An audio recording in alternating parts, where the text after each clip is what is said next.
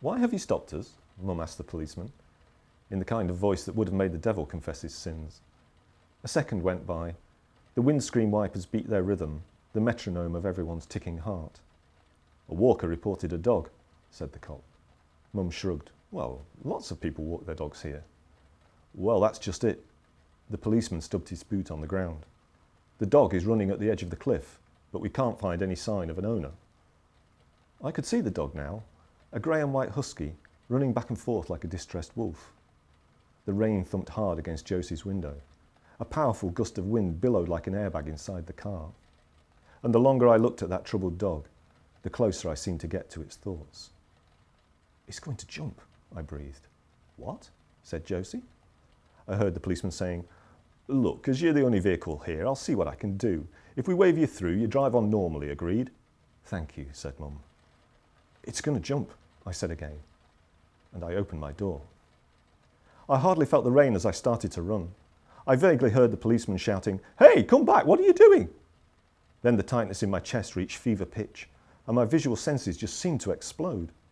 The grass and the rain blurred into a smear, and I was moving faster than I'd ever thought possible. In an instant, I was at the edge of the cliff, where the soil likes to crumble and the distant water wants to pull you down. Through a tunnel of vision, I saw the drop, a deep grey moor of angry waves and jagged rocks. The dog was on its haunches, ready to spring. There was rain in its eyes, mist in its fur, torment in its thumping husky heart. For a nanosecond, I seemed to just hover, a helpless observer, studying life in a microdot of time. Then, through the rush of noise came a calmness. And the next thing I knew, I was on the ground, with the dog howling and wriggling in my arms. The wind was ripping at the gaps in my clothing, cursing me for stealing away its prize.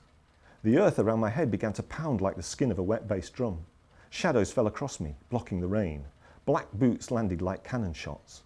Then it was a muddle of hands and voices and crackling jackets and slithering dampness and frantic barking.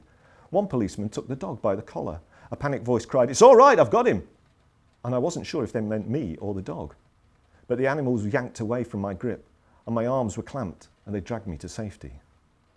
I was barely on my feet when Mum slammed into me. "Oh my God, Michael, what were you thinking?"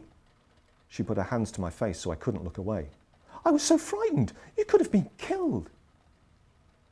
I glanced back at our car and saw Josie in the rain underneath an umbrella. She was taking pictures on her mobile phone. The original policeman was kneeling beside us. He was gasping for breath, staring blankly at the ground. A raindrop fattened his veiny cheek. He wiped a little drool off his bottom lip. "How did that happen?" he panted. "One moment you were right by the bonnet of the car and then..." He turned and squinted at the fuzzy horizon. "How could that possibly happen?"